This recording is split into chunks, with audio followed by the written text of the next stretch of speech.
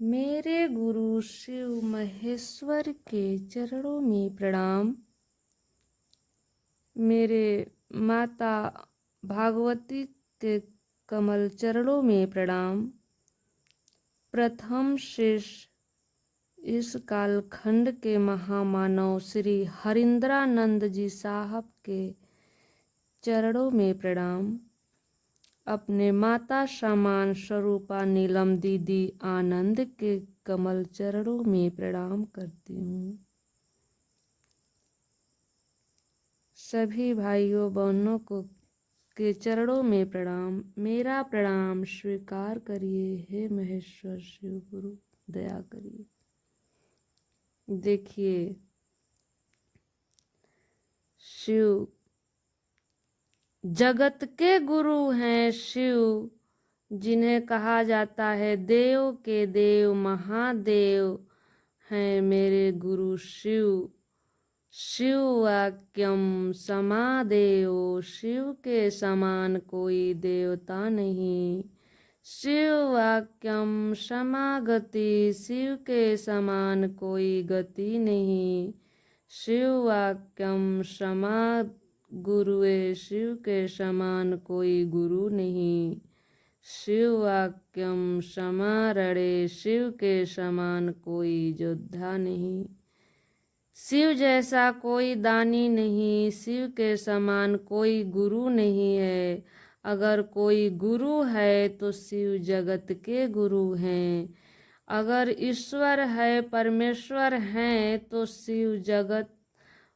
शिव महेश्वर हैं। शिव के समान कोई दानी नहीं है। कोई दानी है तो शिव महादानी है। तो उन्हीं शिव की गुणगान की जा रही है। गुरु बनाने की बात अगर कही जाती है तो वहीं शिव गुरु के रूप में भी विराजमान हैं। गुरु के पद पर भी बैठे हैं। कोई उनका शिष्य बनकर उनका कार्य करेगा। कोई अगर गुरु है तो उनका कार्य कौन करेगा? कोई शिष्य ही न कर सकता है। तो शिव की ओर अपनी मन को शिव की ओर लगाएंगे तभी तो ज्ञान मिलेगा। तभी तो गुरु ज्ञान देने का कार्य करेंगे। क्योंकि गुरु का काम है ज्ञान देना, अंधकार से प्रकाश की ओर लाना। गुरु ज्ञान देने का कार्य हमेशा करते हैं। हर गुरु सोचते हैं कि गुरुओं का तो स्वभाव ही होता है कि शिष्य मेरे जैसा हो और हमारे आदेश का पालन करता हो। और हमेशा यही गुरुओं का स्वभाव ही है कि शिष्य मेरे जैसा बने। तो अगर हर एक जीव शिव हो जाए तो सारा विश्व सुंदर दिखेगा उस समय भाई बहन।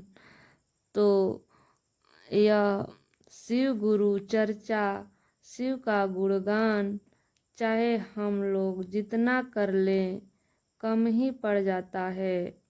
कहा जाता है कि सब धरती कागज करूं, सब लेखन करूं बने राज, सात समुंदर मशी करूं, गुरु गुण लिखा न जाए।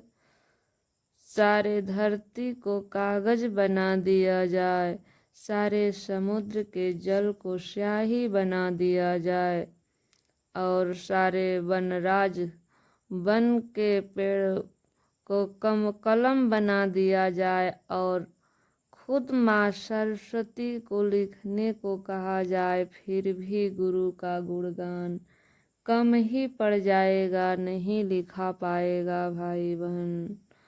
गुरु की महिमा अजर है, अमर है। बस जरूरत है तो हम शिव भाव में उनसे दया याचना करने के लिए